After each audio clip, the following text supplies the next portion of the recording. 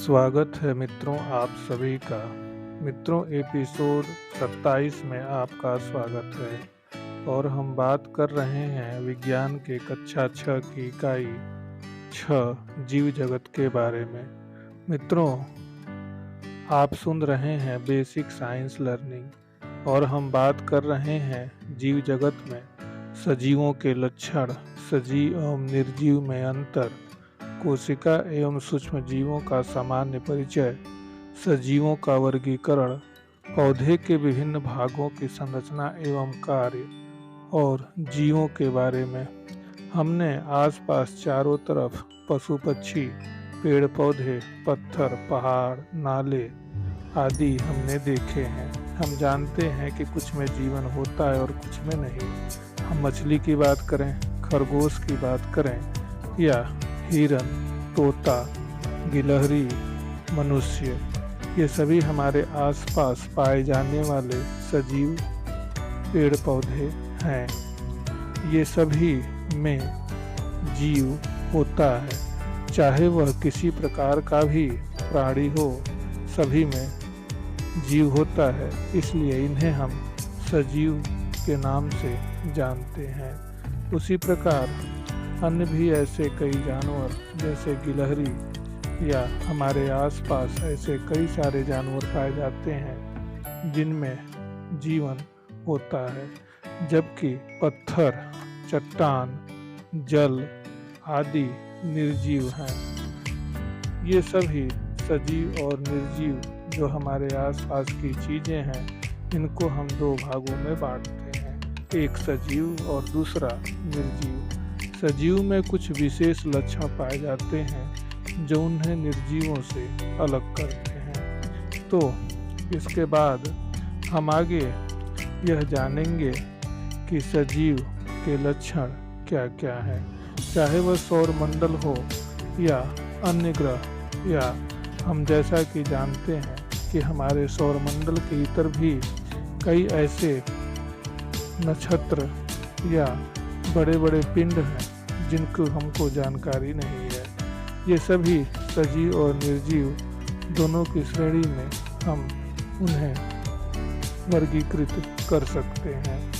तो आगे हम यह जानेंगे कि सजीवों के लक्षण क्या क्या हैं। जैसा कि हम जानते हैं कि सभी जीवों में पोषण, श्वसन, उत्सर्जन, संवेदनशीलता जैसी अनवरत क्रियाएं होती हैं जिन्हें हम जैविक क्रियाएं कहते हैं। ये सभी जो क्रियाएं जैविक हैं ये सजीवों में ही संभव हैं। तो सबसे पहले यदि हम सजीवों की बात करें तो चाहे वह खरगोश हो, गैंडा हो या कोई भी जलीय प्राणी, ये सभी में सजीवों के लक्षण अर्थात जैविक क्रियाएं पाई जाती हैं, चाहे वह पोषण हो, उत्सर्जन हो, संवेदनशीलता हो आदि या किसी भी प्रकार की जैविक क्रियाएं हैं।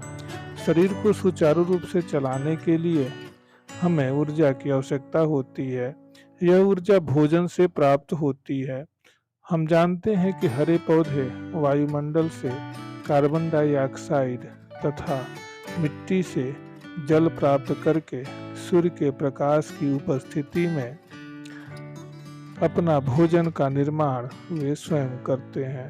ये अपने भोजन का निर्माण सूर्य के प्रकाश की उपस्थिति में क्लोरोफिल या पर्णहरिम के द्वारा करते हैं। इसलिए हम पौधों को स्वपोषी कहते हैं, क्योंकि वे सीधे सूर्य के प्रकाश से ऊर्जा लेकर के अपना भोजन बनाते हैं। बने हुए इस भोजन को पौधे फूल, फल, बीज, जड़, तना तथा पत्ती आदि में संग्रहित करते हैं। तो इन्हीं का उपयोग हम दैनिक जीवन में भोजन के रूप में करते हैं, चाहे वह जड़ के रूप में हो जैसे मूली, गाजर और सलजम। उसी प्रकार यदि हम तने की बात करें तो यदि तने का जो फूला हुआ भाग होता है, ऐसे कई पेड़ पौधे पाए जाते हैं जो तने का फूला हुआ रूप जैसे आलू कंद या शकरकंद अरवी, ये सभी जो तने का ही रूप है जिनका हम उपयोग करते हैं। उसी प्रकार ऐसे जंतु जो अपना भोजन पेड़ पौधों से प्राप्त करते हैं उन्हें हम शाकाहारी कहते हैं।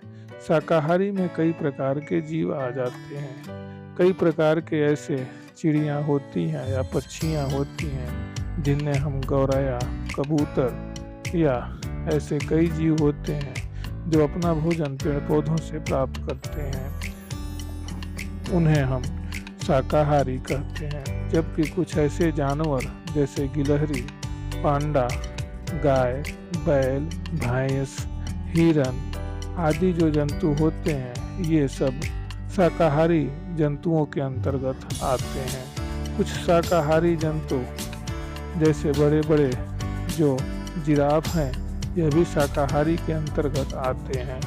चूहे को अधिकतर जो पसंद है वह अन्न या अनाज है, ये भी शाकाहारी के अंतर्गत ही आते हैं।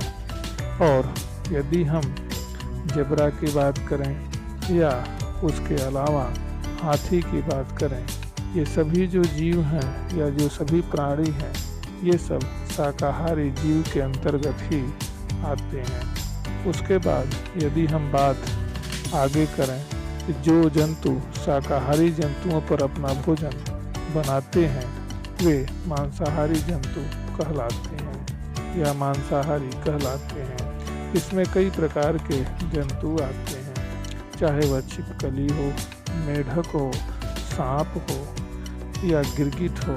ये सभी जो जंतु हैं ये सभी मांसाहारी जंतु के अंतर्गत आते हैं। ऐसे कई जानवर हैं जो जैसे भालू या शेर, चीता, बिल्ली, कुत्ता, ये सभी जो जीव हैं ये सब मांसाहारी जीव के अंतर्गत आते हैं, क्योंकि ये शाकाहारी जंतुओं को अपना भोजन बनाते हैं और उसी पर भी निर्भर अर्थात आश्रित रहते हैं। तेंदुआ को हम सबसे फुर्तीला जानवर मानते हैं। यह भी एक प्रकार का मांसाहारी जंतु है।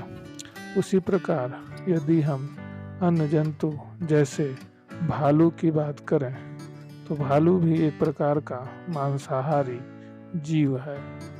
तो यह रही मांसाहारी जंतुओं की बात। उसी प्रकार कुछ ऐसे जीव होते हैं जो अपना भोजन पेड़ पौधों से ही प्राप्त करते हैं, किंतु कुछ जंतुओं से भी प्राप्त करते हैं।